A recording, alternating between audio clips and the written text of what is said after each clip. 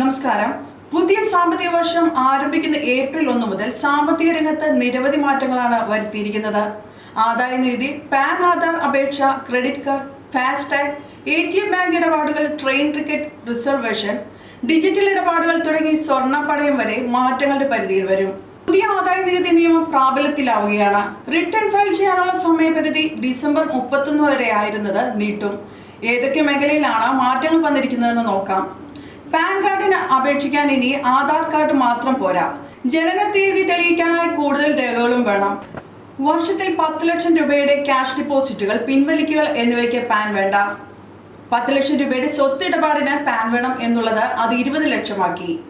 5 ലക്ഷം രൂപയിൽ കൂടുതലുള്ള വാഹനം വാങ്ങാൻ പാൻ ആവശ്യമാണ്. വിവിധ ബാങ്കുകൾ ATM ഉപയോഗ നിബന്ധനകൾ ചെറിയ മാറ്റങ്ങൾ വരുത്തിയിരിക്കുകയാണ്.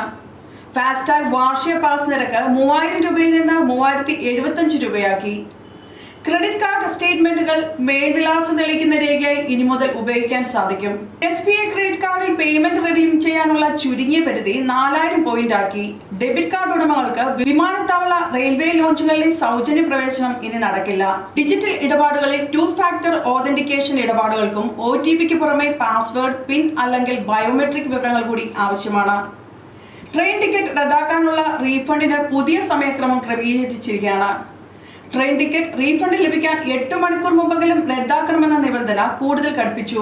ഇനി ട്രെയിൻ പുറപ്പെടുന്നതിന് 8 മണിക്കൂർ മുമ്പ് ടിക്കറ്റ് റദ്ദാക്കിയാൽ റീഫണ്ട് ലഭിക്കില്ല.